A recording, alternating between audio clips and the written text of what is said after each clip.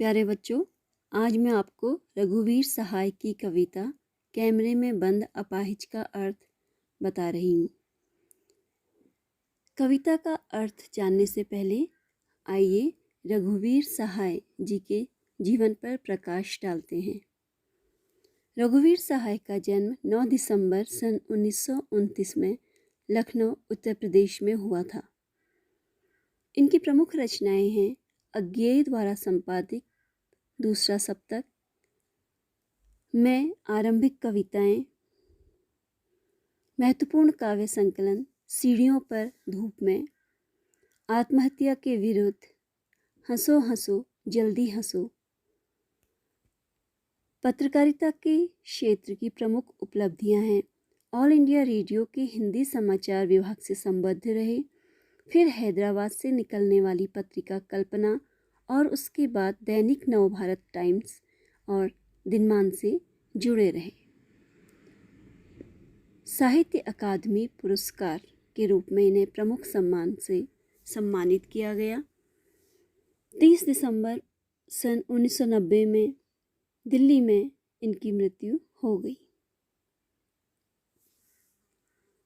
तो ये था बच्चों कवि परिचय। कैमरे में बंद अपाहिज, ये जो आपकी कविता है ये जो लोग भूल गए हैं संग्रह से ली गई है। शारीरिक चुनौती को झेलते व्यक्ति से टेलीविज़न कैमरे के सामने किस तरह के सवाल पूछे जाएंगे और कार्यक्रम को सफल बनाने के लिए उससे कैसी भावभंगिमा की अपेक्षा की जाएगी, इसका सीधे साधे तरीके से वर्णन करते हुए कवि ने एक तरह से पीड़ा के साथ दृश्य संचार माध्यम के संबंध को रेखांकित किया है। सहाय जी की यह कविता टेलीविज़न स्टूडियो के भीतर की दुनिया को उभारती जरूर है, लेकिन जरूरी नहीं है बच्चों कि इसे सिर्फ टेलीविज़न माध्यम से जोड़कर देखा जाए। अपनी व्यंजना में यह कविता हर ऐसे व्यक्ति की ओर भी इशारा करती है जो दुख, दर्द, यातना, वेदना को बेचना चाहता है। किसी व्यक्ति के माध्यम से जिसे कोई दुख, दर्द है, पैसा कमाना चाहता है। इस कविता को शारीरिक चुनौती झेलते लोगों के प्रति संवेदनशील नजरिया अपनाने के लिए प्रेरित करते पाठ के रूप में भी देखा जा सकता है। इसके लिए कवि ने एकदम संवेदनहीनता को रेखांकित करने का तरीका अपनाया है। वह दिखलाता है कि किस तरह करुणा जगाने के मकसद से शुरू हुआ कार्यक्रम एकदम क्रूर बन जाता है। तो कविता है कैमरे में बंद अपाहिज। आइए पहले इसके प्रथम अंश को देखते हैं। हम दूरदर्शन पर बोलेंगे, हम समर्थ शक्तिवान, हम एक दुर्बल को लाएंगे एक बंद कमरे में, उससे पूछेंगे तो आप क्या अपाहिज हैं? तो आप क्यों अपाहिज हैं? आपका अपाहिजपन तो दुख देता होगा, देता है? कैमरा दिखाओ इसे बड़ा बड़ा। हाँ, तो बताइए आपका दुख क्या है? जल्दी बताइए, वह दुख बताइए, बता नहीं पाएगा। तो बच्चों इस अंश में दूरदर्शन के अंदर या इलेक्ट्रॉनिक मीडिया के कैमरे के पीछे छुपी अनैतिकता और संवेदनहीनता को दिखाने का कवि ने प्रयास किया है कि किस प्रकार लोग अपना लाभ लेने के लिए जो है दूसरों की भावनाओं से खेलते हैं। तो दूरदर्शन स्टूडियो है, उसके अंदर एक पत्रकार है जो प्रश्न पूछ रहा है और एक शारीरिक रूप से अपाहिज व्यक्ति है जिससे कि प्रश्न पूछे जाने हैं और उसके माध्यम से दूरदर्शन वालों ने पैसा कमाना है, अपनी टीआरपी बढ़ानी है। तो कहते हैं हम दूरदर्शन पर बोलेंगे, हम समर्थ शक्तिवान। जो दूरदर्शन वाले हैं, जो मीडिया कर्मी, वो क्या है, एकदम समर्थ शक्तिवान व्यक्ति हैं। हम एक दुर्बल को लाएंगे एक बंद कमरे में, और वहां पर कौन होगा? एक दुर्बल अपाहिज व्यक्ति। फिर कवि कहते हैं कि उससे किस प्रकार के प्रश्न पूछे जाएंगे? दूरदर्शन वाले उससे क्या पूछेंगे? उससे पूछा जाएगा कि क्या आप अपाहिज हैं? अब जबकि सामान्य रूप में दिख रहा है कि वह अपाहिज है, फिर भी उससे पूछा जाएगा कि क्या आप अपाहिज हैं? क्यों? क्योंकि दूरदर्शन वालों का उद्देश्य है कि वह अपाहिज और दर्शक दोनों एक साथ रोएं। इसलिए उससे ऐसे ऐसे प्रश्न पूछे जाएंगे कि वह अंततः रो पड़े और उसके साथ साथ दर्शक भी रो पड़े। फिर उससे पूछा जाएगा तो आप क्यों अपाहिज हैं? मतलब आप अपाहिज कैसे हुए? क्या कारण? आप जन्म से अपाहिज थे या कोई दुर्घटनावश आप अपाहिज हुए? क्या है? मतलब कारण पूछा जाएगा। फिर आपका अपाहिजपन तो दुख देता है। अब फिर पूछा जाएगा कि भाई हो सकता है किसी के हाथ ना हो, किसी के पैर ना हो, कोई आंखों से अपाहिज हो, किसी भी अंग से अपाहिज हो सकता है।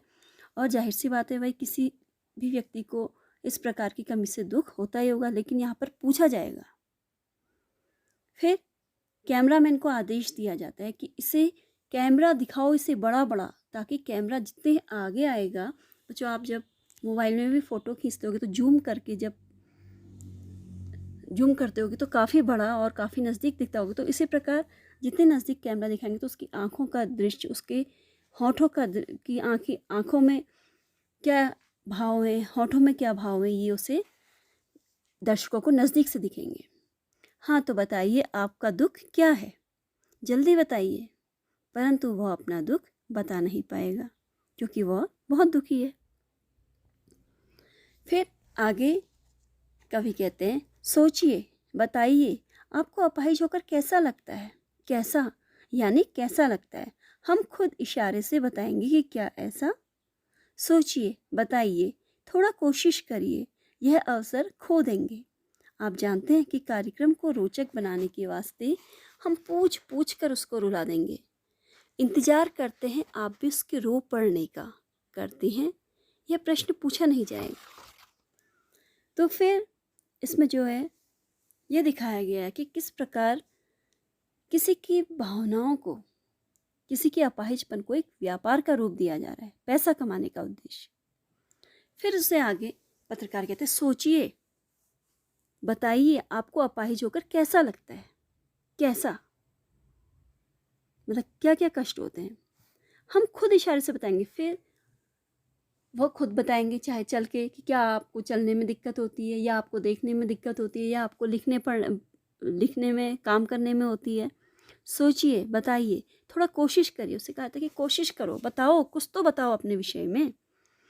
और अगर आप नहीं बताएंगे तो यह अवसर खो देंगे। आपको जो है एक सुनहरा मौका मिला है, आप अपनी बात अभी रखें ताकि जो भी लोग ये अभी इस समय कार्यक्रम देख रहे हैं उन्हें आपके बारे में पता चले, आपका अपाहिजपन किस प्रकार का है, कितना आपको दुख है, ये सबको पता चले। आप जानते हैं कि कार्यक्रम को रोचक बनाने के वास्ते हम पूछ पूछ कर उसको रुला देंगे। उससे ऐसे ऐसे प्रश्न पूछे हैं बच्चों। कोई भी व्यक्ति जब दुखी होता है उससे अगर थोड़ा भी कुछ पूछा जाता है तो वह जल्दी क्या हो जाता है, रो पड़ता है। तो यही उनका भी उद्देश्य है। बस यह प्रश्न पूछा नहीं जाए कि मतलब आप कब रोएंगे, लेकिन उसके रोने का इंतजार है। फिर आगे को फिर हम पर्दे पर दिखलाएंगे फूली हुई आँख की एक बड़ी तस्वीर, बहुत बड़ी तस्वीर, और उसके होठों पर एक कसमसाहट भी। आशा है आप उसे उसकी अपंगता की पीड़ा मानेंगे। एक और कोशिश। दर्शक धीरज रखिए, देखिए हमें दोनों एक संग रुलाने। फिर अब उसकी आंखों में आंसू आ जाएंगे। वो बोलने का प्रयास भी करेगा तो उसके होंठ कांपने लगेंगे। तो फिर हम पर्दे पर दिखलाएंगे फूली हुई, अब कैमरे को इतने नज़दीक लाएंगे कि उसकी फूली हुई आंखों की एक बड़ी तस्वीर जो है दिखने लगेगी। और उसके होठों पर जो एक कसमसाहट, जो वो थोड़ा सा कंपन है, वह भी कैमरे के माध्यम से दिख जाएगी कि वह अपनी पीड़ा को व्यक्त करने में असमर्थ है, नहीं बता पा रहा है, इतना मन से दुखी है। आशा है आप उसे उसकी अपंगता की पीड़ा मानेंगे। एक और कोशिश। फिर एक और कोशिश की जा रही है उस अपाहिज व्यक्ति को और दर्शक को एक साथ रुलाने की। दर्शक धीरज रखिए, देखिए हमें दोनों एक संग रुलाने हैं, ऐसा कहा जा रहा है। फिर अंत है आप और वह दोनों, मतलब दोनों को जो है एक साथ रुलाना है। लेकिन यहाँ पर ऐसा नहीं हुआ, दोनों एक संग नहीं रोए। यहाँ पर दिखा गया कि व्यक्ति की संवेदनाओं पर व्यावसायिकता, बिजनेस जो है, इसका कितना प्रभाव पड़ गया है। लोग जो है पैसा कमाने के लिए किसी की भी भावनाओं से किस हद तक खेल सकते हैं। तो अब जब देखा जा रहा है कि भाई दर्शक और वो दोनों एक साथ नहीं रो रहे हैं, पत्रकार को लग रहा है कि उसका जो भी प्रयास था अभी तक का, वो सब क्या हो गया है, बेकार हो गया है। क्यों? क्योंकि दर्शक और अपाहिज एक साथ रो ही नहीं रहे हैं। तो वो कहते हैं कि बस कैमरा बस करो, नहीं हुआ रहने दो, पर्दे पर वक्त की कीमत है, अब मुस्कुराएंगे हम। तो वो कहते हैं कि अब कैमरा क्या करो, बंद करो। क्यों? क्योंकि अपाहिज और दर्शक एक साथ रो ही नहीं रहे हैं और पर्दे पर समय की कीमत है, परंतु हमें जो है हमारी कीमत मिल नहीं रही है, जो हमारा उद्देश्य था वो पूरा नहीं हो रहा है।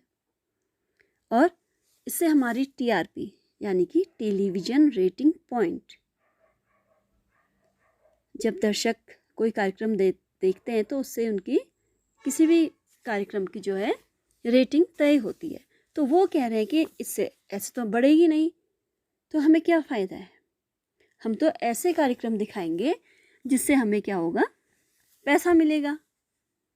और जिस कार्यक्रम ये जो है विज्ञापन से जो है काफ़ी जो एडवर्टाइज आते हैं उससे पैसा मिलता है, तो हम ऐसे कार्यक्रम दिखाएंगे, एडवर्टाइज दिखाएंगे, विज्ञापन दिखाएंगे जिनसे हमें पैसा मिलेगा, कीमत मिलेगी, क्योंकि पर्दे पर जो है समय की कीमत है। फिर अंत में कहता है कि आप देख रहे थे सामाजिक उद्देश्य से युक्त कार्यक्रम, बस थोड़ी ही कसर रह गई।